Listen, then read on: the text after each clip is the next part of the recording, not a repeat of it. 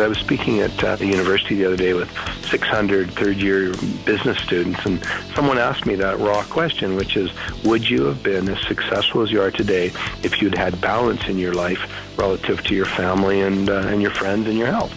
And I said to them, let me answer it differently. How much should I spend to buy back the evening where I missed my daughter being awarded VIP for her volleyball team? I missed that because I was working on a deal. How much should I spend to get that hour back? And of course the answer is rhetorical in that you can't get time back. So I asked the question, I now have enough, I have more than enough. Doesn't really matter, but come down to defining enough. I wish I'd made some different choices when I was younger. So that's the conversation about the hypocrisy sometimes of, we chase wealth to have flexibility, then we have flexibility wishing that we'd had it sooner, and we could have. That's Brett Wilson, the Alberta-based entrepreneur, philanthropist, author, speaker, and former dragon on CBC's Dragon's Den. This is a short podcast, but we covered a ton of ground. I really enjoyed this conversation, and I personally took a lot away from it, and I hope you do too. This is my conversation with Brett Wilson.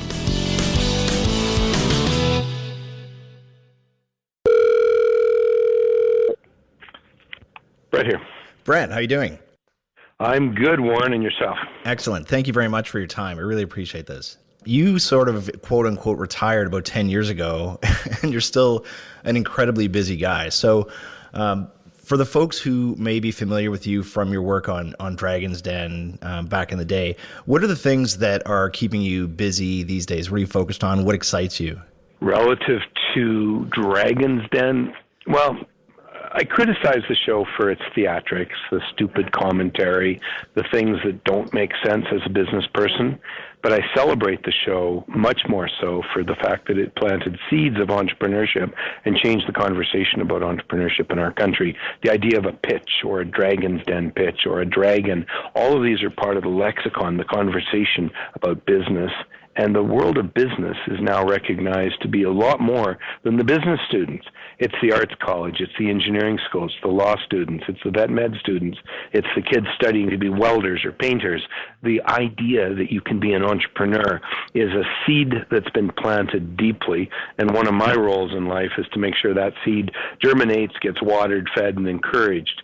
Now, within my own small world, in terms of Dragon's Den, post-Dragon's Den, did 60 deals on air. I closed 30 of them. Of the 30, 10 died within a year. 10 are in what we call the Monty Python phase. I'm not dead yet. Well, you will be. So they're struggling. Right. I reached a deal to sell out my shares of one of them yesterday. I reached a deal last week to gift my shares of one of them back to the entrepreneur. That business wasn't working, bumping along, and so we're in cleanup mode. But there's 3 or 4 that are absolutely sailing. There's an underarm product called Dr. Mist that it's private, so I can't give out numbers, but Sure. It's doing multiples of what it was forecast to do when we first started. So that's been a highly economic transaction. There's a perfume out of Halifax, a woman named Barb Stegman has built an extraordinary brand. The Bay was very supportive, and now she's just launched another product line in Sephora in Canada and in California, and it looks like that's her pivotal moment to the big leagues. Then I've got a group of guys that are partners of mine in Saskatoon, and their business is modular construction.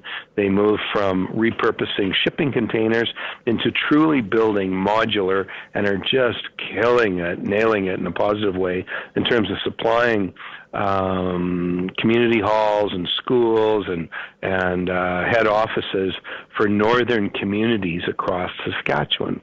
So they're killing that. But the most impressive business is Rachel Milkey, Hilberg and Burke, the jewelry company. Who would have thought that Regina could be a center, a hotbed of jewelry excellence in Canada? But we've got 200 employees, 90% or more are women. And Rachel is a big deal. And so I'm pretty proud of those pieces as they've come together. They're a distraction from my core businesses of real estate, farming, and and hockey and other stuff. But they're a delightful distraction because they're good people and they really are celebrating the spirit of entrepreneurship. So you had a bit of a different vibe on the show than a lot of the other dragons. You'd watch the show and you seemed to march to your own beat, or you had a bit of a different take on things. And looking back, I did some research and found out about the way you kind of made it to the show, because it wasn't really a smooth and sort of easy route. And then afterwards, you mentioned that you'd closed 30 deals and you put $4.5 million of your own money into those deals. And I think that there's quotes out there saying that a lot of the other dragons are there more to be on TV, and I'm sure they're fine folks, but that a lot of them had put much less of their own dollars into deals than you did. Well, based on what can be tracked, it's hard to find any of the dragons having put up more than $1 million, and I use that as a very high ceiling relative to what can be seen. And what's interesting is all of the dragons have a social media presence, so there's no reason that they couldn't be supplying that kind of information. I mean, that's Arlene's core business. That's on and on. So there could be more information. Why isn't there? Well, that leads you to wonder. Now, to be fair to the dragons, they are pitched on the opportunity, and this is globally, not just in Canada. Right. They're pitched on the opportunity to come and build their brand, their profile, and do something good for entrepreneurship. They don't ever make a commitment to actually do deals. They make a commitment to have the money, so they have an acknowledgement that they have. I had to sign something that said I had at least, I can't remember the number, $200,000 or $300,000 available to do deals. Right. And so I didn't mind signing that. Others might have scrambled to sign that in terms of liquidity. It's one thing to have assets; it's another to have cash to actually do deals. Absolutely. So, yeah, there's a bit of a rub there, and I did go on the show to do deals. That was my pitch to the CBC. I actually, in an email before getting the nod, if you will, they contacted me, and I happened to be in Botswana, Zimbabwe, and Victoria Falls on a safari vacation with my two daughters. It was 4 a.m. when Stuart Cox, who was the producer at the time, called me and said, "Are you still interested?" And I'm thinking, geez, this starts in 2 weeks. And he said, "Well, Brett, we've narrowed it down to you and one other person. Give us your last pitch." So I created the top 10 reasons to pick Brett. And number 4 was, I'm told, pivotal. And number 4 was, takes a combination of balls, brains, and a wallet to do deals. And you appear to be somewhat short of all 3 on the show at this time. And it was meant to be provocative. It was meant to be a dig, because it's certainly not to suggest that people didn't have brains, ball, or courage or commitment, but to pitch myself as the outlier in that area, that I would come and do deals. And I did. I did exactly what I said I would do, and they let me do it. So it worked out well for both sides. I'm not, there's no complaints, no challenges. The other dragons chose, for the most part, not to do their deals. I think probably one of the most telling moments was when I saw a book published on how to do deals in Dragon's Den. And I'm thinking, I didn't get a phone call. Nothing. No one asked me for any feedback. And I'm reading it, and they referred to me quite often as just the dragon. And then the dragon made this offer or that offer. Right. And because I'd done the vast majority of the deals, they were careful not to name me. But that's fine. I knew what the deals were. And I'm looking, going, just a minute, that's not what happened. So what I did on air and what I did in reality, 2 different worlds. Right. So on air, you have to commit to giving people the amount of money that they came looking for. Right. So I did.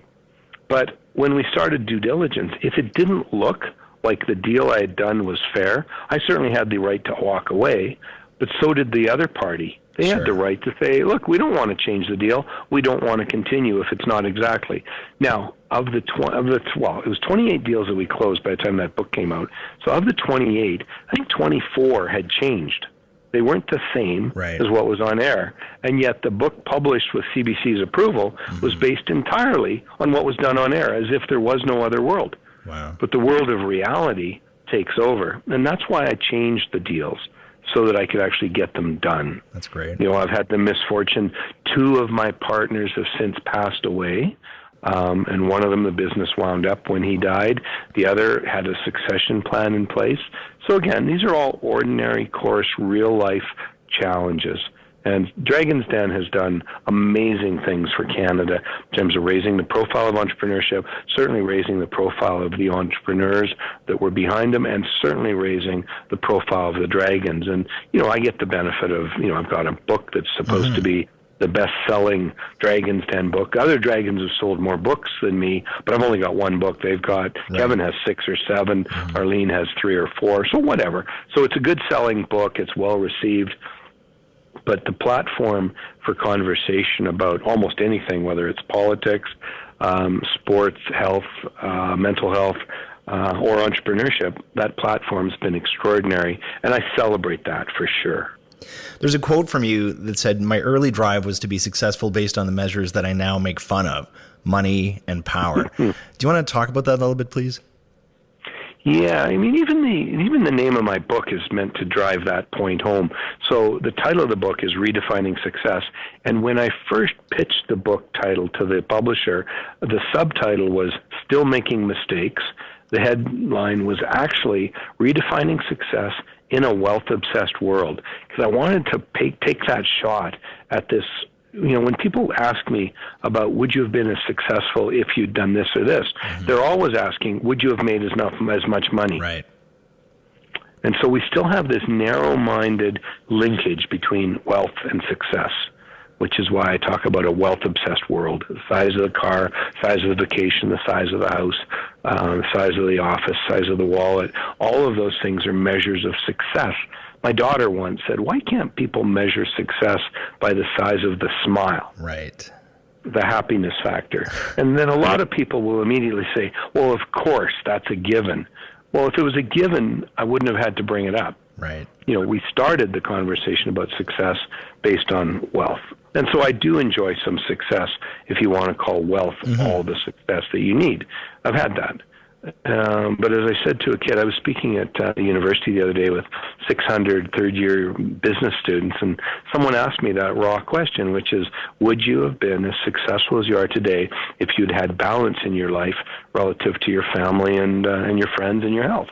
And I said to them, let me answer it differently. How much should I spend to buy back the evening where I missed my daughter being awarded VIP for her volleyball team? I missed that because I was working on a deal. How much should I spend to get that hour back? And of course, the answer is rhetorical in that you can't get time back. So I asked the question, I now have enough. I have more than enough. Doesn't really matter, but come down to defining enough. I wish I'd made some different choices when I was younger. So that's the conversation about, the hypocrisy sometimes of, we chase wealth to have flexibility, then we have flexibility wishing that we'd had it sooner, and we could have. But these are lessons that come, well, to some they never come at all, but to some people, like you went through a period where, working, and putting that building of that wealth and the career first. And I heard that you actually had to go into a clinic in Arizona for work addiction. Is that correct? No, it's absolutely true. We, there was a night I literally raged at one of my kids over something relatively innocuous, and it was out of that I looked at my life and said, you know what, that I don't want to be living this way.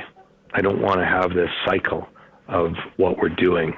And because it was a negative, self-harming cycle. And so I took the time to check into an addiction and trauma treatment center to look at how I'd gotten to where I was in life. And it was pretty clear that it was just a set of misguided priorities. I had no interest in having those priorities govern the rest of my life. I had a failed marriage, and so I used that as an excuse to work. Of course, the more I worked, the harder it was on my marriage. Like a feedback loop. So I'm giving a talk in about 2 months to a group of executives. A lot of them have their own businesses, very successful folks in the sort of traditional terms from their 40s to their 60s. So these are not people just starting out in their careers. They feel like they've kind of made it, so to speak, but they all feel like there's areas in their life where they can improve a little bit, can't we all? The big one, though, was work-life balance. And I think that maybe not be the right term for what I'm talking about here, but I think it speaks to the core of that kind of awakening that you had. What would be the advice that you would give to this group of folks who are workaholics, high functioning, doing really well financially on paper? You know, they've got the car, they've got the house, they've got the portfolio, the vacation home. What would be your advice to those folks? Well, first of all, let me at them. I want to take a shot at these folks, because this is the sweet spot of where I do enjoy these kind of conversations. I guess, the core of it goes back to, call it the book, Redefining Success. So I would challenge people, first of all, let's measure success. Let's look at the metrics. Is it wealth? Is it time off? Is it relationships? Is it health? Tell me how you would measure success in your life. And is that going to change with time? It might be that you need to, in your 30s, put a little more effort into wealth because you've got bills to pay. But by the time you're in your 50s and 60s, maybe it's a lot more about the relationships and your health. So it can be a dynamic set of goals around success. So define success, and I would argue redefine success. And then as an extension of, once you've set your definition of success, your priorities should become obvious to you. If your definition of success is wealth and only wealth, then don't worry about your health. Really, don't bother having kids, because you're not going to see them anyway. And your marriage isn't important, because you don't really need a wife to make a lot of money. And I'm really obviously being facetious or sarcastic about those comments, but those are work-life cycles that you see happen. People dive into without regard to any form of other elements of success. So in my world, I came to conclude very clearly that regardless of my definition of success, my priority had to be health. My personal, physical, emotional, sexual, spiritual health was core to me being alive. Because if you're not alive, the rest don't matter. If you're not healthy, it's not fun. So health, that's number one. Number two is family. You may or may not enjoy the family that you're given, but I argue that it's worth a try. And, I struggle with a relationship with one particular sibling. I have a half sibling who's my best friend. So there's a range of things that happen in the world of relationships, but family gets first crack. Second would be friends in terms of my priorities. So number one, health. Number two, friends. Number two, family. Number three, friends. And I just keep working my way down. And if you measure your priorities against your success goals, you can find the balance you need. And it seems simple. I wish someone had taken it and put it in metrics like that for me. And that's why sometimes as a dragon, I have profile. As an entrepreneur, I have profile. As a father who's made mistakes, I have profile. And I use that profile to challenge people's thinking about, why did you agree to do this, or why did you not think about doing that in terms of life and balance. You talk about family, and you said that your dad was one of your two big mentors. And your dad was a used car salesman in Saskatchewan, correct? Absolutely. What do you think are the big things that you took away from him that you still apply today and that you try to relay to your kids? Well, it took me a long time to appreciate how great a father he was. His commitment to his spouse, two wives, as it turns out in his life, because my first mother passed away. My second mother also passed away. But Dad was an extraordinary husband. Dad was an extraordinary father. I sometimes judged him harshly because he didn't provide as well as some of the higher profile businessmen in my hometown. But as I came to understand that my priorities were misguided as a result of a warped perception of what constitutes success, well, then everything started to come together. Right. And again, I appreciated my father that much more. Dad was a great father and husband. Dad was a great community-minded citizen. And I know from watching him, he was a great friend. Yeah. And those things were priorities. He was a great salesman. I can't tell you how many times he'd sell a car over the phone. He'd finish the job. And a car is considered one of the most tactile exercises, but he'd get off the phone and kind of smile and say, "Yep, they bought one." It's amazing. Or words to that effect. And so that'd be his work.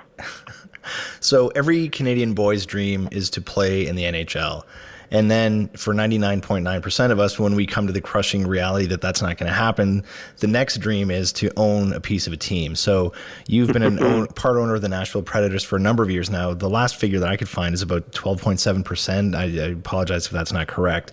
You guys had an amazing Stanley Cup playoff run last year, like 2 wins away from hoisting the cup. What's that experience been like?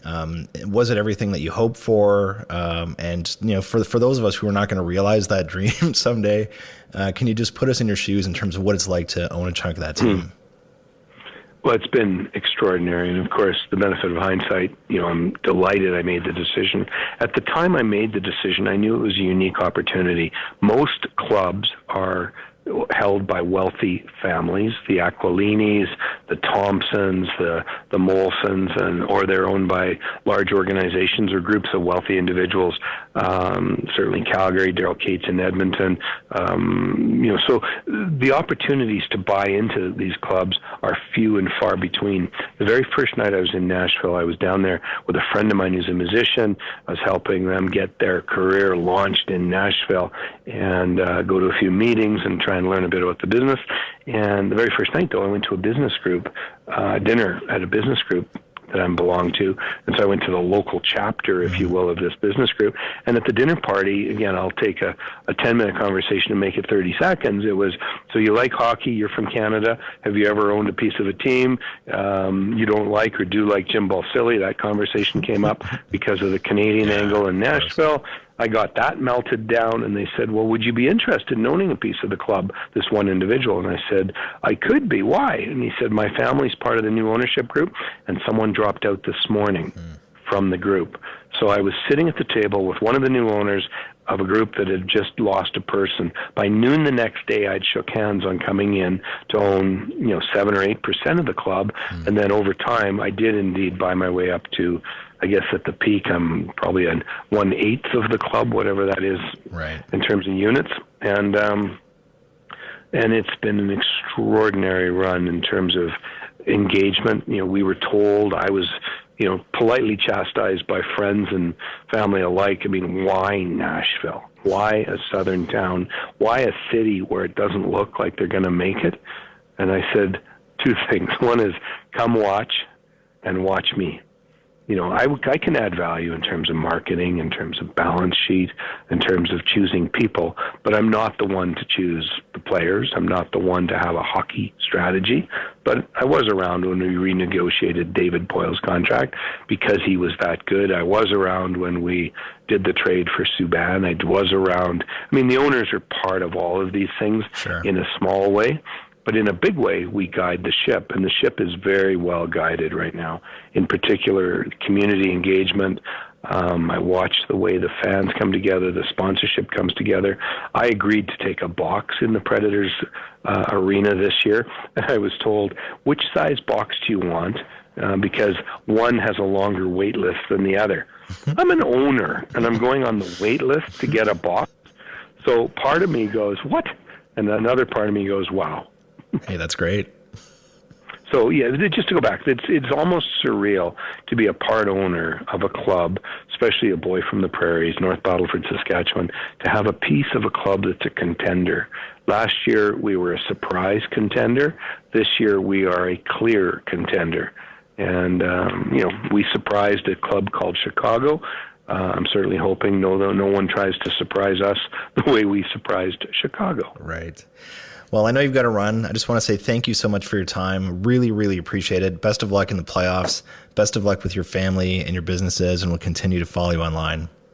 Well, if we can do this again in a year, let us know. Absolutely. Thank you very much. Thanks, Warren. Okay, bye-bye. Bye.